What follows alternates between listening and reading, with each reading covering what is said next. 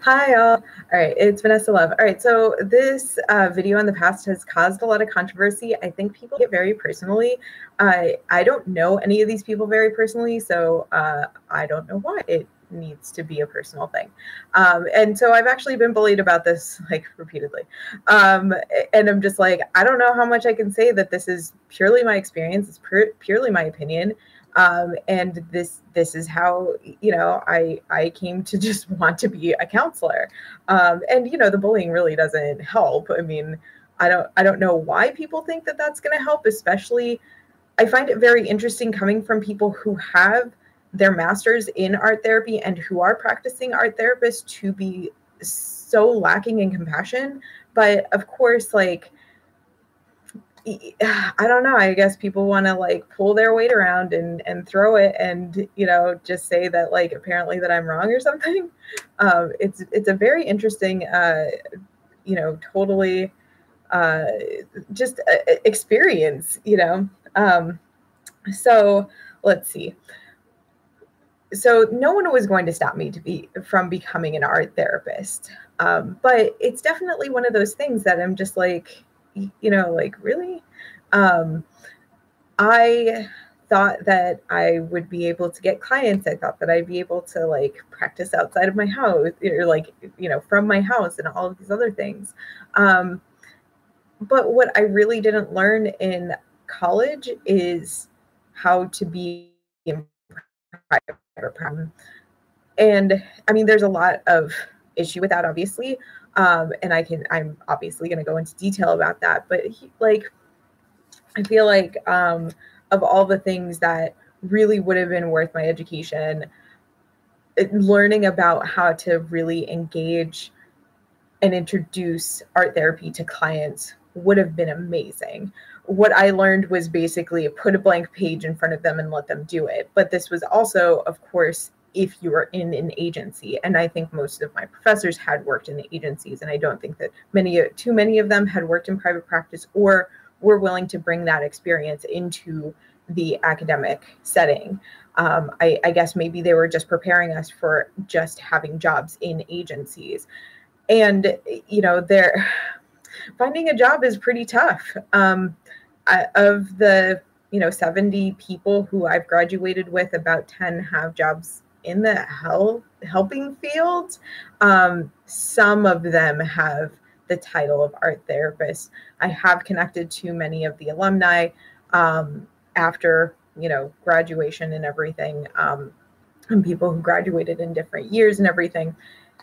And I mean, it's tough. It doesn't seem like there's that many people who have the title of art therapist. I think when I brought this up in the past of like, you just have to like knock on doors and you have to say like art therapy is this amazing thing. It will be great for your agency. Like you still have to knock on doors. And one of the professional art therapists thought that was ridiculous, even though that's worked in the past. I'm guessing that her stance was that there should be positions available because there are people who are retiring from the field, but you have a class of 70 people and even more looking for art therapy jobs, and everyone is applying for like the 3 that are available, that actually say art therapy. You might get a job that's like, recreational therapist or, residential aide or residential counselor or something to that effect. You might find an agency that's perfectly fine with you saying that you're the therapist. I worked at a group home. We had like an in-house therapist. Sometimes there was an art therapist in that position. Sometimes there was like an LCSW or an LMFT. So, like those type of jobs, they're around obviously, but very like they don't have just this is an art therapy job. So that's very difficult. What people have really come to be offended about is licensure and private practice. Now, so all right, take an LMFT and you take an art therapist. An LMFT is in private practice. The art therapist is in private practice. One of them is covered by insurance.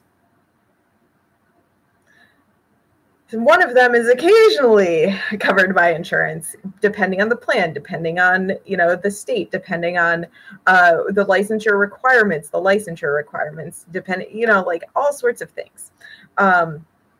And like there are states that will say, like New York State has what they call the LCAT, the Licensed Creative Arts Therapist. So comparatively, if you are going to go for your mental health counseling licensure in New York, you have to get 3,000 hours in postgraduate client contact hours, or like 50%, I think, have to be client contact hours. 50% have to be like if you're at an agency and you're cleaning up or you're preparing for a group or something like that.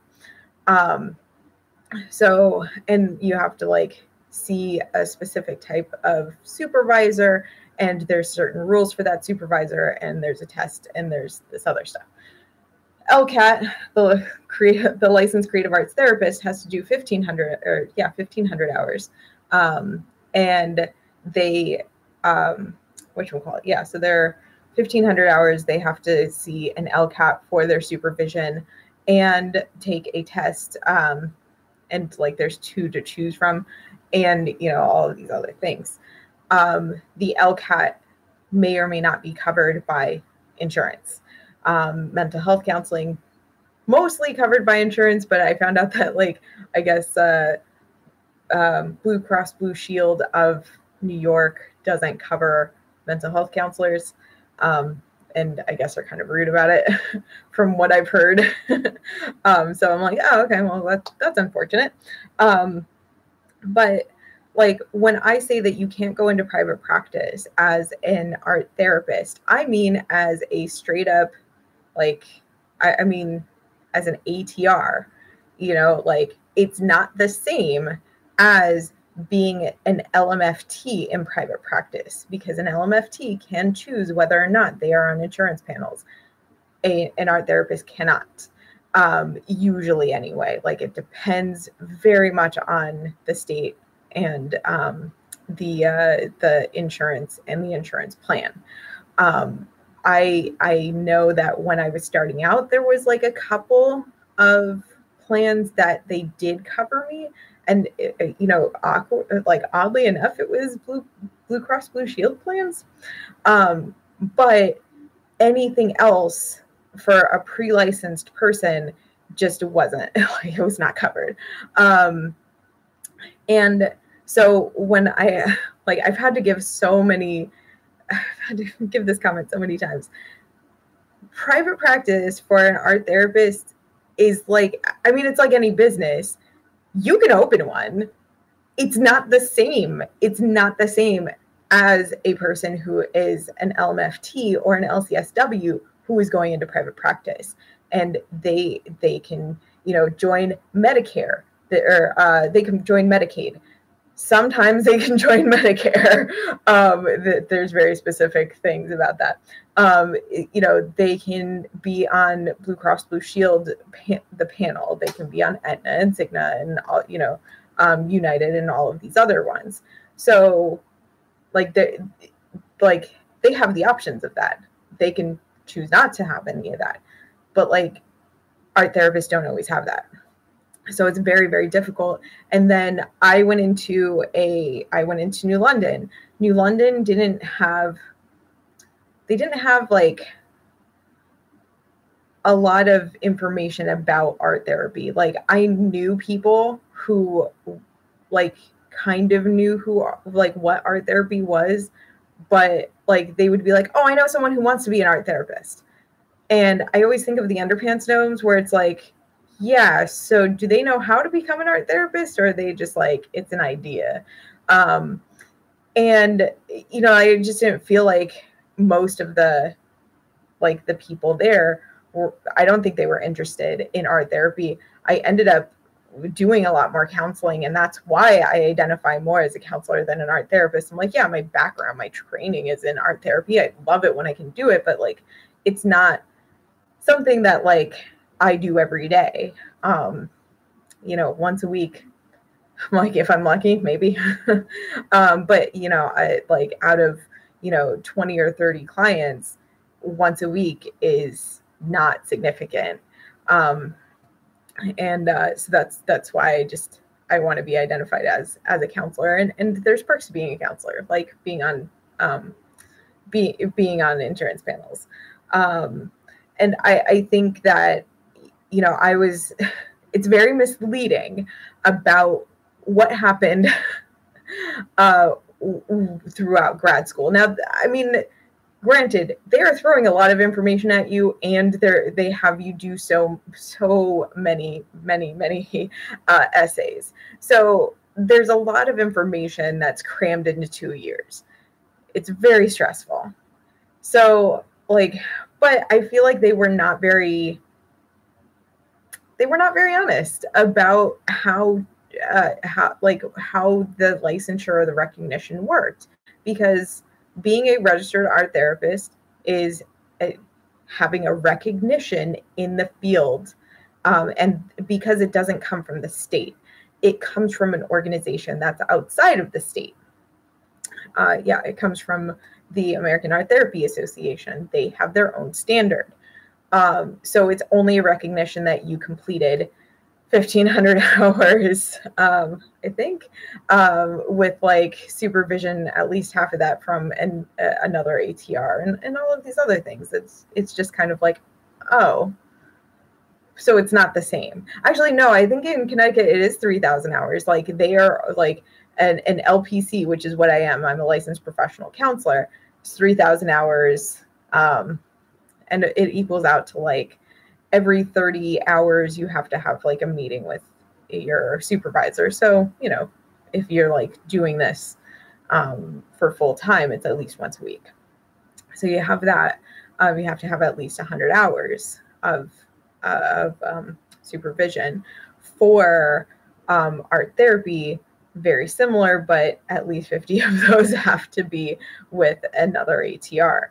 And it's a whole thing. It is an attempt to have a licensure without actually having the licensure, and then some states completely don't have any laws or regulations about who can call themselves an art therapist. So people just end up thinking that sounds like a great idea, and so they do it, and they may or may not be trained properly.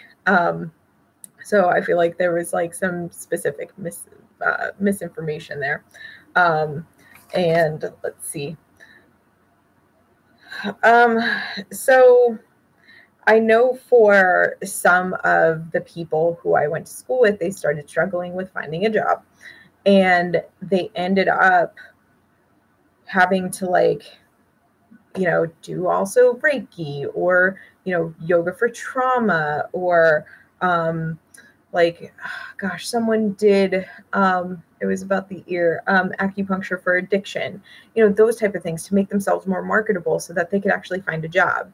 I know it's awful, and for some of the jobs, their starting salary is $40,000.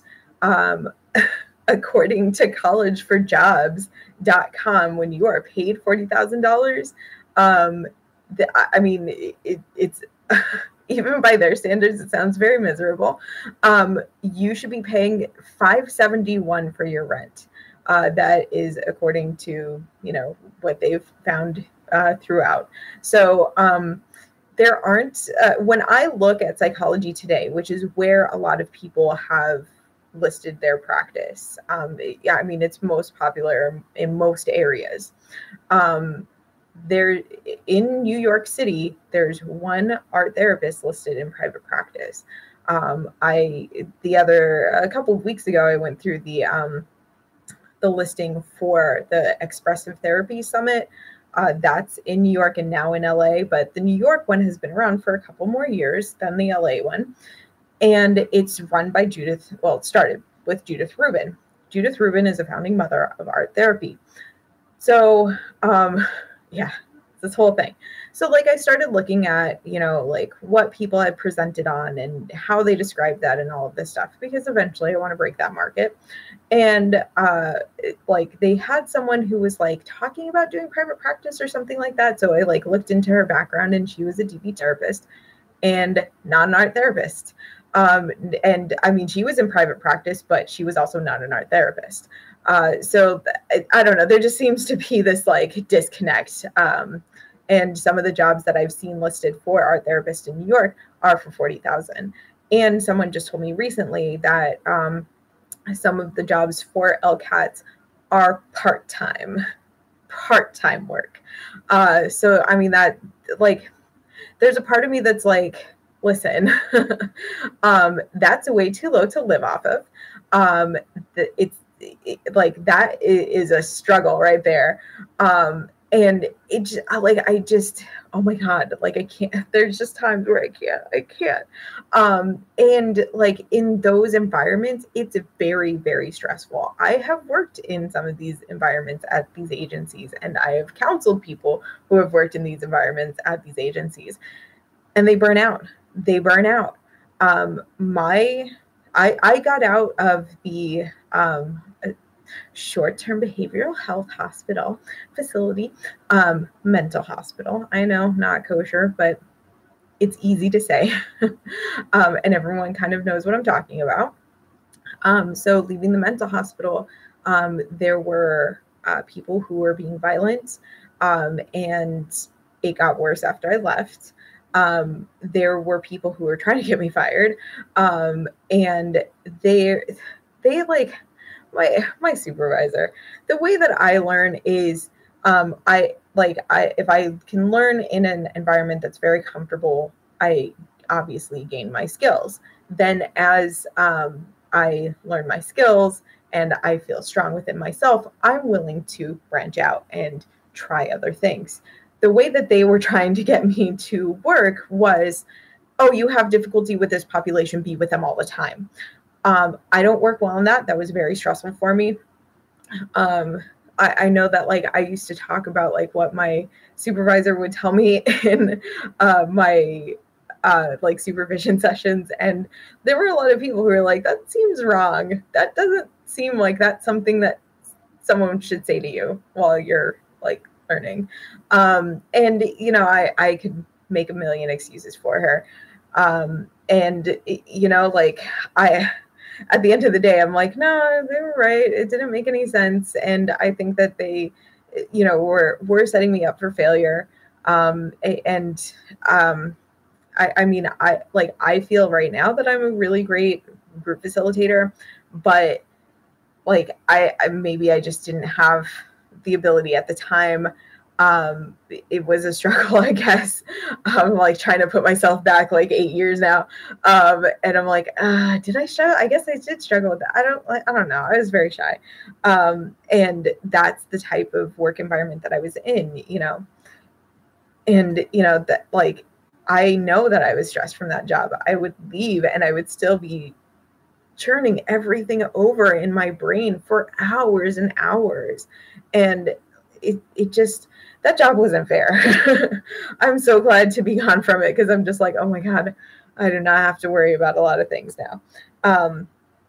The other thing to remember about like just art therapy as a field is that many of the people who practice art therapy are, as of the 2013 American Art Therapy Association member survey, they're over 50. So my opinion is that when people are over 50 and they're in this field, either they've been in the field for a long time or they have this as their second career. So they've probably invested, they've probably, accrued some, wealth enough that $40,000 doesn't bother them, because they're just looking for the pure heart, the pure gold that, like they just want to go out in the world and do well. There are some of my friends who think that statistic, because it's mostly white women who are in this field, that maybe it's women who are already, married in, some regard, and comfortable with, money in some way, that they don't really have to worry. So I'm like, it seems to me like if you are making $40,000 and you're in the city, or you're in an area where 571 will not get you a good apartment, that you are, in some way relying on someone else for your income, or for, some of your lifestyle. Yeah, I mean, like that. If not, then you're just struggling. It sounds awful to me. And in some states, there's not license protection. As I said, anyone could just, decide that they're an art therapist that week if they think that there's money in that, and definitely, kill any business that, another, actual trained person might get.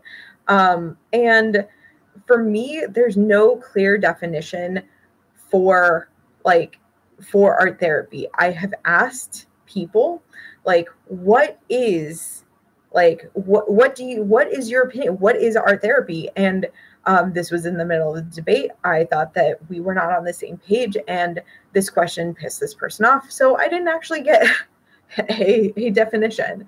And I think because there's no clear definition, and because there's so much arguing within the community, that we are not doing what we could be doing to help the community understand why art therapy is needed and why this needs to be a field of study.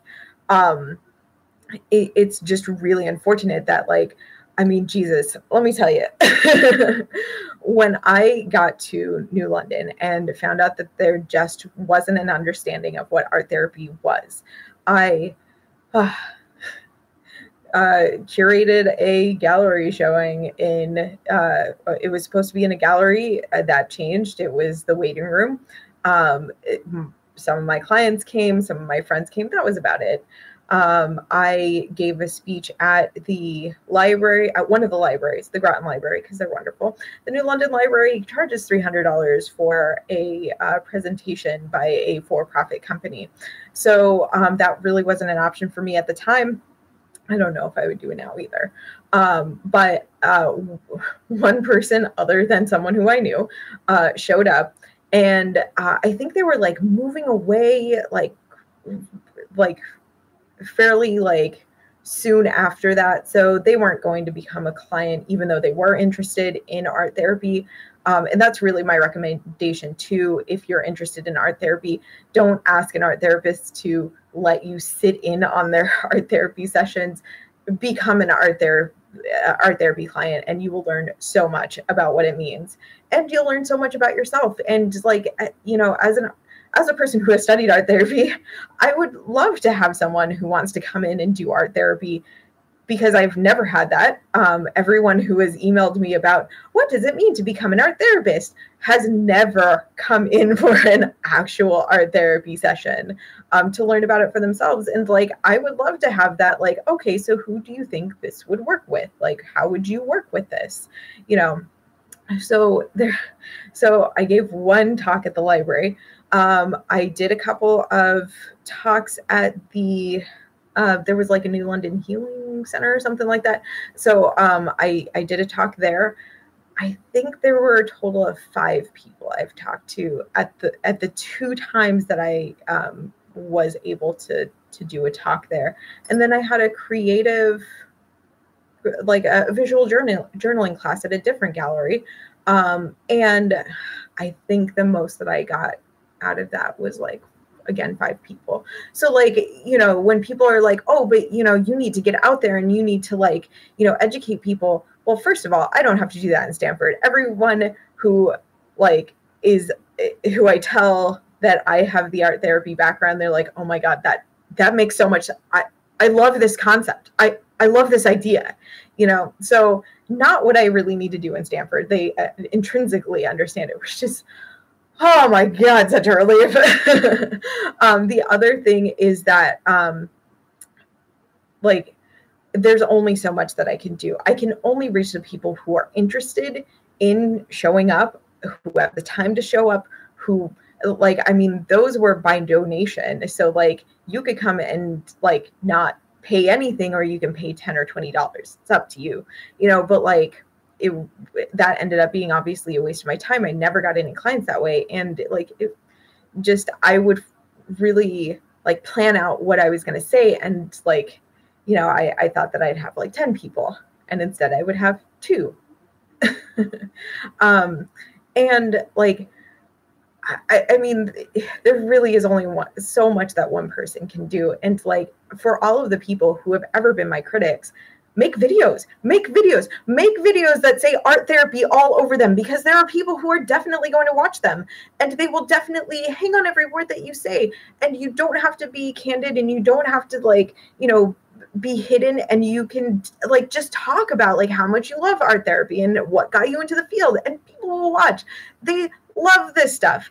But you know, like I think that I wish, I would hope that everyone understands that this is a very hard video to do. It's never where I thought that I would be. And on top of that, like, I think it's necessary. I think it's necessary to acknowledge what is wrong with the field. I don't think that this charade of, you know, oh, everything's fine, come to us, why don't you become an art therapist, is I don't think that that's like the best thing that we can do for people. I think, you know, giving people, you know, the full amount of information. Hey, you can become an art therapist, and art therapy is freaking amazing when you're able to do it with your clients. Like, oh my God, they're so cool. But here are the hidden things that you may have to consider when you, like, as you go forward in your career. Is $40,000 going, like, a year going to help you get to a lifestyle that you like? Also, in that studentsforjobs.com budget, $66 went towards your student loans. If you are like some people and you get between $50,000 and, you know, $200,000 into debt, $40,000 and $66 towards your student loans is very, very low. You probably shouldn't be spending that low of that. Like, you might want to consider, you know, like getting other jobs, customer service jobs, just to pay, you know, the $500 that you should be paying towards your student loans. Especially if you're getting $200,000 into debt. Yeah, that's, I mean, there are people who do have that much debt for like to art, like with the thanks to art therapy. The person who I know who does have that debt decided to not be an art therapist anymore. I think she does real estate or something like that. You know, that's the reality. And you know, that's, you know, that's it. That's my advice. Do it if you can. You know, if it's your passion, definitely do it. If you are someone who, you know, wants to live comfortably, I mean, you can go into private practice if you want. I think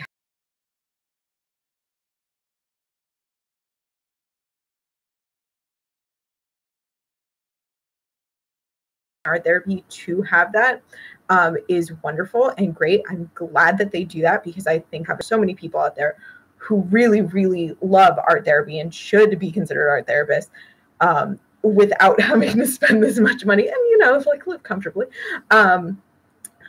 Yeah, like that's I guess what I would have done.